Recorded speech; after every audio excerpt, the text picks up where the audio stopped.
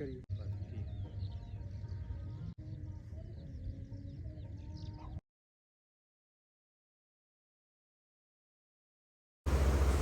आप लोगों को जय श्री राम, जय राम, जय जय राम। तो आज है नवरात्रि व्रत का छठवां दिन।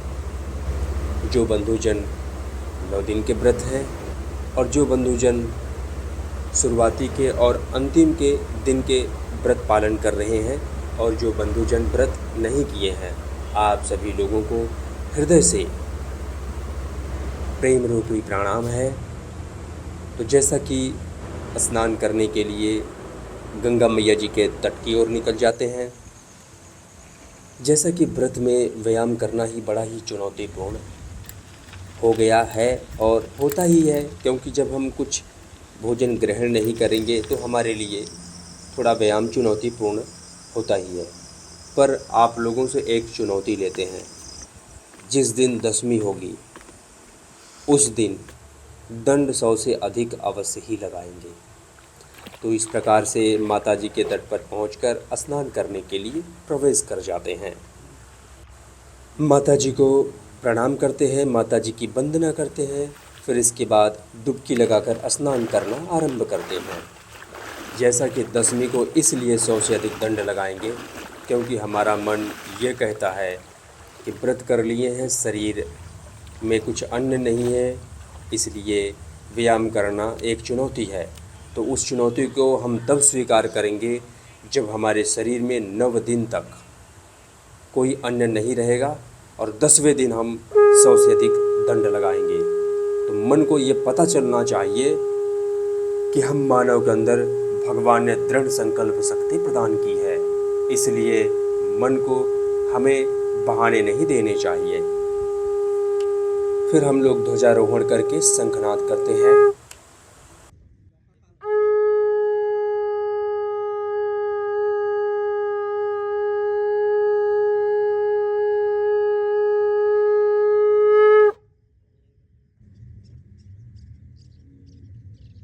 शंखनाद करके ध्वजारोहण करके हम लोग बैठ जाते हैं प्राणायाम करने के लिए। तो प्राणायाम के आरंभ में हम लोग वज्रासन में बैठते हैं। फिर इसके बाद हम लोग करते हैं अनुलोम विलोम प्राणायाम। अनुलोम विलोम प्राणायाम करके हम लोग वीरासन का अभ्यास करते हैं। वीरासन का अभ्यास करके हम लोग ज्ञान मुद्रा का अभ्यास करते हैं। तो इस प्रकार से ज्ञान मुद्रा का अभ्यास पूरा करके हम लोग करते हैं कपालभाति प्राणायाम। कपालभाति प्राणायाम पूरा करके हम लोग भ्रामरी प्राणायाम करते हैं। भ्रामरी प्राणायाम पूरा करके हम लोग अभय मुद्रा का अभ्यास करते हैं। अभय मुद्रा का अभ्यास करके हम लोग ओम का उच्चारण करते हैं।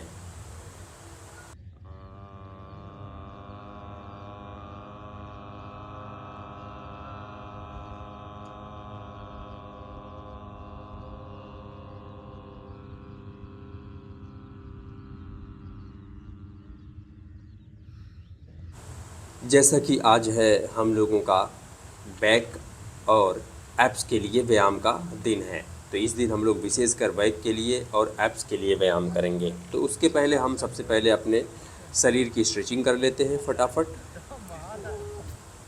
तो अब हम लोग अपने कंधे की स्ट्रेचिंग पूरी करके अपने पैर की स्ट्रेचिंग करते हैं।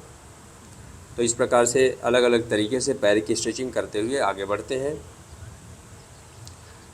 आगे बढ़कर लगाएंगे चक्रासन और चक्रासन में ही कुछ लगाएंगे सपाट।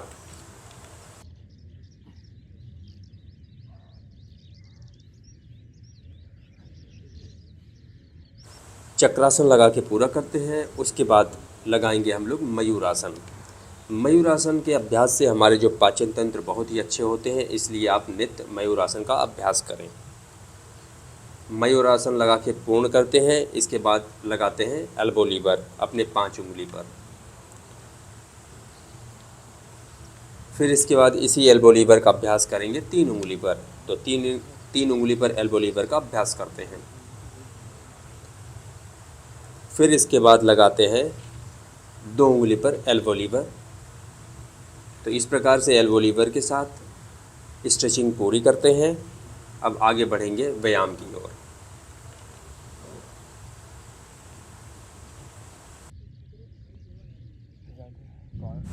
तो व्यायाम की शुरुआत हर दिन की तरह हम साधारण सपाट से ही करते हैं। साधारण सपाट हमारे चेस्ट के लिए बहुत ही लाभकारी होता है, इसलिए साधारण सपाट हर दिन लगाते हैं। तो इस प्रकार से हम लोग साधारण सपाट लगाते हुए आगे बढ़ते हैं। साधारण सपाट लगा के पूरा करते हैं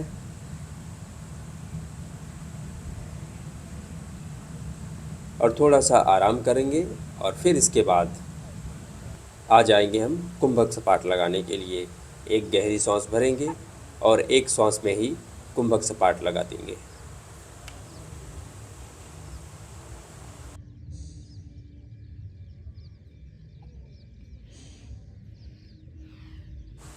कुंभक सपाट लगा के पूरा करते हैं और फिर आ जाते हैं स्कैपुला पुशअप की ओर।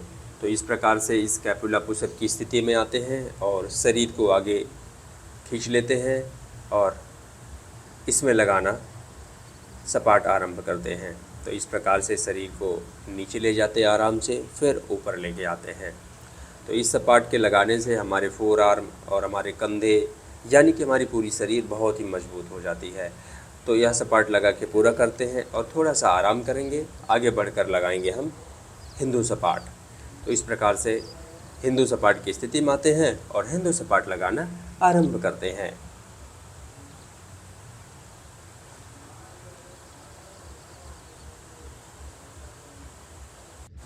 जैसा कि हिंदू सपाट लगा के पूरा करते हैं और थोड़ा सा आराम करेंगे। तो अब आप लोग बताइएगा, दसवीं के दिन जो दंड है उस दंड को कितना लगाना चाहिए, आप लोग अपने परामर्श ज़रूर दीजिएगा। क्योंकि परिस्थितियों से यदि जो हार मान जाए वह फिर अपने जीवन में विजय पाने के योग्य होता ही नहीं है। तो इस प्रकार से जो है शरीर को बैलेंस करते हैं। तो बैलेंस के साथ जो व्यायाम का पहला पड़ाव है यहाँ पर पूरा होता है।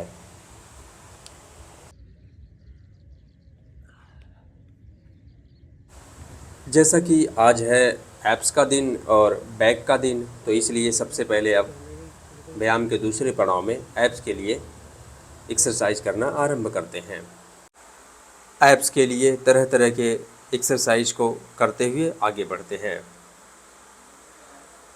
जैसा कि देखिए, व्रत है, ज़्यादा कुछ तो शरीर में जाता नहीं है, लेकिन फिर भी व्यायाम भरपूर कर रहे हैं।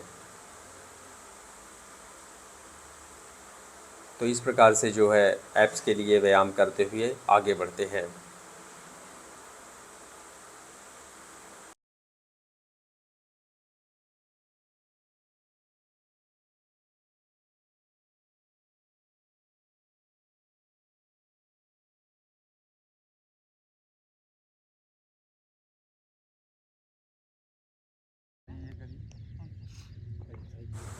इसके बाद करते हैं माउंटेन क्लाइंबिंग। तो माउंटेन क्लाइंबिंग करके आगे बढ़ जाएंगे हम। बैक के लिए सपाट लगाएंगे। बैक के लिए सपाट यहाँ लगाने के लिए थोड़ा सा जुगाड़ लगाते हैं। इस प्रकार से जो है धीरज जी हमारा पाँव पकड़ते हैं और फिर बैक के लिए सपाट लगाना आरंभ करते हैं। तो बैक के लिए सपाट लगा के हम पूरा करते हैं। अब धीरज जी लगाएंगे सपाट।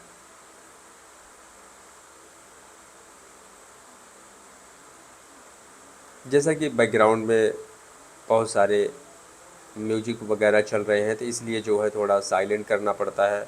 बैकग्राउंड की जो आवाज़ है बंद करनी पड़ती है। फिर इसके बाद पाँव को सीधा खींचेंगे और इसमें लगाएंगे सपाट। तो यदि हम लोग कई जन हों तो एक दूसरे की सहायता करते हुए हम बहुत अच्छी तरीके से अपने शरीर को स्वस्थ रख सकते हैं। अलग अलग तरीके का सपाट लगा सकते हैं। तो इस प्रकार से धीरज जी का पाँव पकड़ते हैं और धीरज जी भी बहुत अच्छा सपाट लगा रहे हैं। पहले दिन आए थे तो एक सपाट भी लगाना इनके लिए बड़ा ही कठिन हो गया था, लेकिन आज लगभग सभी सपाट बड़ी सफाई के साथ लगाते हैं। तो इस प्रकार से जो है बैक और एब्स के लिए व्यायाम पूरा कर लेते हैं। अब आगे बढ़ जाते हैं। हर दिन की तरह हम लगाएंगे कमर के लिए सपाट। तो कमर के लिए वही डायमंड शेप बनाएंगे, शरीर को पूरी तरह से स्ट्रेच करेंगे और इसमें लगाएंगे सपाट।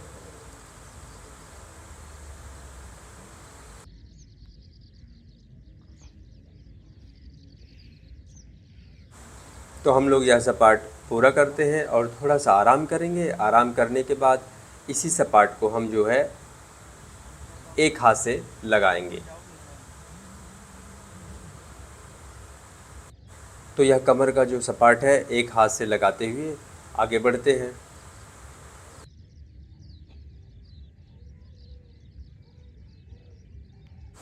इस सपाट को लगा के पूरा करते हैं और थोड़ा सा आराम करेंगे। आगे बढ़कर डायमंड शेप बनाएंगे और लगाएंगे कंधे के लिए सपाट। तो इस प्रकार से कंधे के लिए सपाट लगाना आरंभ करते हैं। कंधे के लिए सपाट लगा के पूरा करते हैं। अब थोड़ा सा आराम करेंगे। फिर इसके बाद जो है जो कंधे वाला दूसरा सपाट है यानी कि डायमंड में ही पाइक पुशअप का अभ्यास करते हैं। तो इस प्रकार से डायमंड शेप बना के पाइक पुशअप लगाते हैं। आप कभी लगा कर देखिए, इससे आपके फोर आर्म और कंधे बहुत ही मजबूत हो जाएंगे। तो इस सपाट को लगा के पूरा करते हैं और थोड़ा सा आराम करेंगे। फिर ईंटा रखेंगे और इस पे लगाएंगे मुष्टिका सपाट यानी कि नकल पुशअप। नीचे लगाने से जो है ये हमारे जो नकल के ऊपर है ये मजबूतियाँ कम हो जाती है, इसलिए जो मजबूती बनी है वो मजबूती बनी रहे, इसलिए ईंटे की सहायता से नकल पुशअप लगाते हैं। तो यह सपाट लगा के पूरा करते हैं और थोड़ा सा आराम करेंगे। फिर इसके बाद लगाएंगे हम फिंगर पुशअप। तो इस प्रकार से फिंगर पुशअप की स्थिति में आ जाते हैं और फिंगर पुशअप लगाना आरंभ करते हैं। यदि हमें अपनी उंगली को मजबूत करना है तो हमें नित्य फिंगर पुशअप लगाने होंगे, हर दिन लगाने होंगे, किसी एक दिन नहीं। तभी हमारी उंगलियां मजबूत होंगी। तब हम एक अंगूठे पर भी सपाट लगा सकते हैं। तो इस प्रकार से यह भी व्यायाम का पड़ाव पूर्ण होता है। इसके बाद आ जाते हैं व्यायाम के इस पड़ाव में, जो हमारा व्यायाम का चौथा पड़ाव है। इसमें लगाएंगे हम दंड। तो अभी जो है व्रत के कारण दंड अधिक नहीं लगा पा रहे हैं, बस ज़्यादा से ज़्यादा 30-32 यही लगा रहे हैं। परंतु आप लोगों से वादा है, दशमी के दिन अवश्य 100 से अधिक दंड लगाएंगे, कम से कम 100 लगाएंगे। क्योंकि उस दिन इसलिए लगाएंगे क्योंकि ये हमारी जिद है। जिस दिन शरीर में कुछ भी नहीं होगा, बहुत ज़्यादा कमजोरी होगी, उस दिन हम 100 लगाएंगे। क्योंकि मन को ये विश्वास होना चाहिए कि मन के कहने से हार नहीं है, हार तो मानने से होती है। तो इस प्रकार से क्रैब वॉक करके आज का व्यायाम, यहाँ का व्यायाम यही समाप्त करते हैं। श्रीमद् भगवद गीता द्वितीय अध्याय श्लोक संख्या 21 एवं 22। वेदा विनाशिनम नित्यम या एनम अजम अव्ययम कथम सा पुरुषः पार्थ कम घातयति हन्ति कम। हे पार्थ, जो व्यक्ति यह जानता है कि आत्मा अविनाशी, अजन्मा, शाश्वत तथा अव्यय है, वह भला किसी को कैसे मार सकता है या फिर मरवा सकता है। वांसास जीर्णानि यथा विहाय नमानि गृह्णाति नरोपराणि तथा शरीराणि विहाय जीर्णानि अन्यानि संयाति नवानि देहि। जिस प्रकार मनुष्य पुराने वस्त्रों को त्याग कर नए वस्त्र धारण करता है, उसी प्रकार आत्मा पुराने तथा व्यर्थ के शरीर को त्याग कर नई भौतिक शरीर धारण करती है। धन्यवाद। तो आज जो कथा है भगवान राम जी के ही ऊपर है। कैसे वो जब अपने मित्र गुह से मिलते हैं तो क्या भाव था उस समय उनका, जब भगवान राम जी 14 वर्ष वनवास के लिए निकलते हैं और अपने अयोध्यापुरी की सीमा को जब वो पार करते हैं, जो उनके मित्र गुह जी थे, जब उनके राज्य की सीमा में प्रवेश करते हैं और जब उनके मित्र को पता चलता है कि उनके मित्र भगवान राम जी आए हैं, वो दौड़ते हुए आते, नहीं चलेंगे, हम अपने मित्र से मिलेंगे।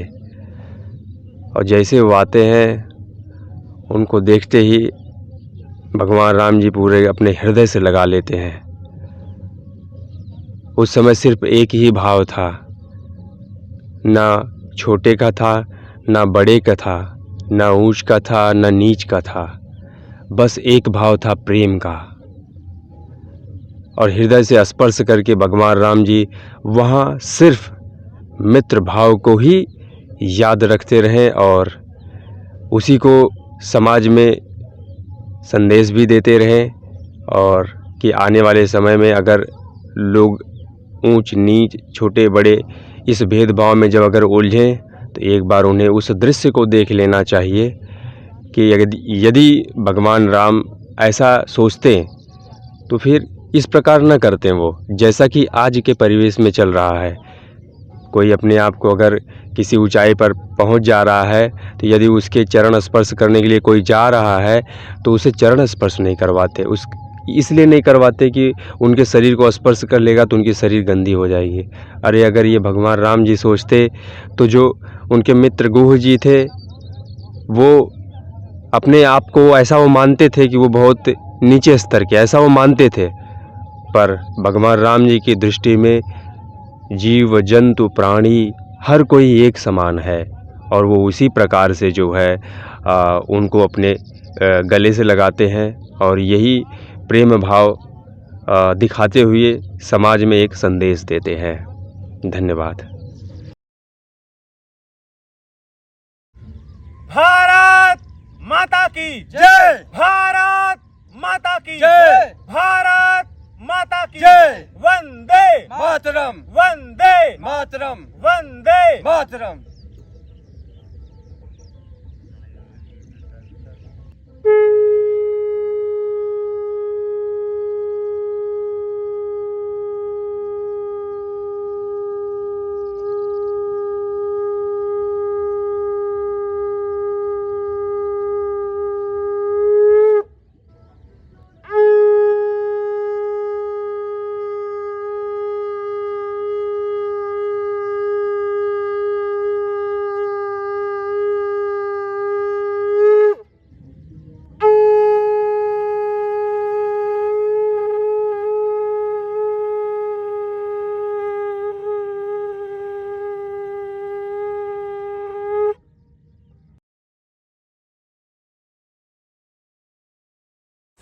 तो यहाँ का हम लोग सब कुछ पूरा करके निकल जाते हैं गंगा मैया जी की सफाई के लिए।